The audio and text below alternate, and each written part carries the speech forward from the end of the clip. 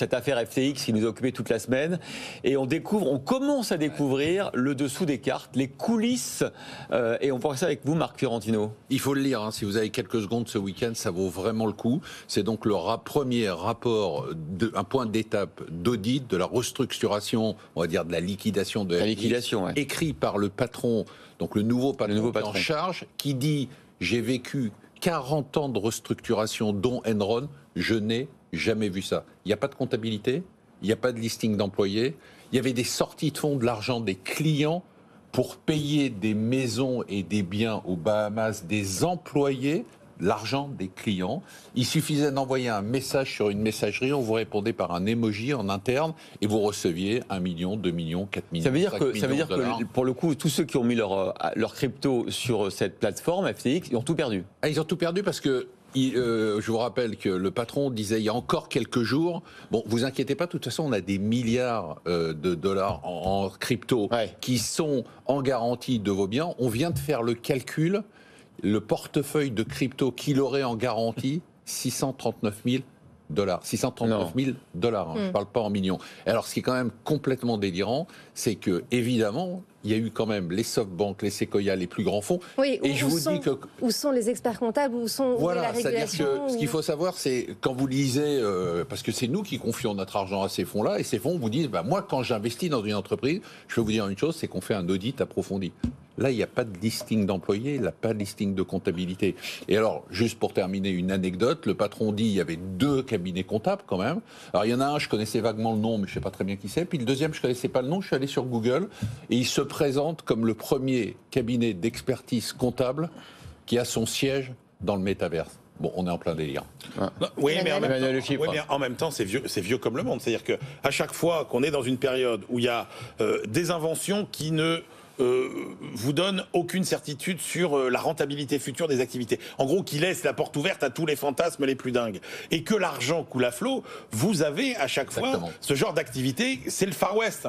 Donc quand on a démarré le chemin de fer, on a trouvé effectivement des tas de gogos qui se sont fait ruiner, mais il y a quand même eu après le chemin de fer qui s'est développé. Et là, c'est exactement la même chose, c'est le Far West, il n'y a pas de règle. Là, c'est un Ponzi classique. C'est-à-dire qu'en gros, c'est des gens qui se goinfrent à partir de l'argent qu'on leur et que c'est very bad trip, hein, si vous lisez le rapport. Voilà.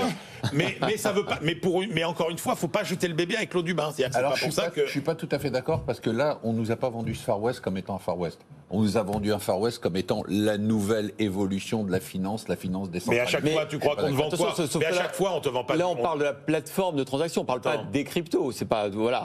Le Far West, c'est quand il y a pas de règles. C'est un intermédiaire. On parle des vendeurs de pelles et de pioches là. Non, pas du tout. On parle du monde des cryptos. Non, je suis pas d'accord. On parle du fait qu'on est dans un monde qui est non régulé. Oui. Et là où Emmanuel a raison, c'est qu'en fait, encore une fois, il y a marqué non régulé. Ça veut dire non régulé. Tout ce qui est illégal est légal. Oui, mais Marc, il y a 2 marchés. Il y a le marché des cryptos. Après, on peut en penser tout le mal qu'on veut. Mais là, c'était une plateforme à qui vous confiez vos cryptos et qui était censée Il n'y a pas de marché de crypto sans plateforme de crypto. Ouais. Mais Marc, c'est comme Enron. Si, vous pouvez avoir votre clé directe de la crypto. Marc, Enron, ils ont inventé des trucs géniaux. Vraiment. Ouais. Et après, il y a eu des délires, des fausses salles de marché, des comptabilités truquées, etc. Mais encore une fois, il ne faut pas jeter le bébé. En tout cas, lisez le rapport, il est juste incroyable. Oui, juste un petit élément de comparaison. On parle beaucoup du Far West, sauf qu'au du temps du Far West, il n'y avait pas un droit des sociétés aussi élaboré, aussi sophistiqué, et des règles très précisément édictées à l'échelle de l'OCDE.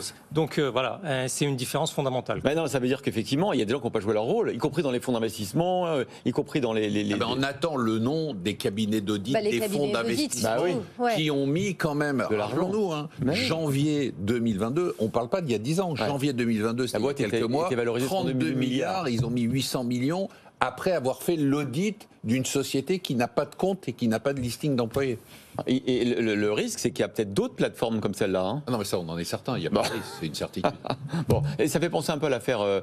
WeWork, où il n'y avait absolument pas de gouvernance, où les cabinets d'audit n'osaient même pas... C'était une société. Ouais. Là, on est dans un système, c'est très différent. Ouais. Bon. Vous jetez l'eau avec l'eau du bain, vous jetez les cryptos. Non, en fait, je vais revenir sur ce que vous dites très rapidement. Pour moi, il y a 3 sujets. Il y a la blockchain, la technologie de la blockchain, c'est une révolution. C'est-à-dire que c'est l'Internet, c'est le téléphone, c'est tout ça, on va pas revenir dessus. Il y a l'environnement des cryptos. Et là, on peut pas dire il y a l'environnement des cryptos et puis il y a les plateformes. Non, il y a l'environnement des cryptos. Emmanuel l'a dit, c'est le Far West. Sauf comme Ben Aoud a le dit, on est le Far West, mais on a quand même un code des sociétés, il faut respecter quelques règles.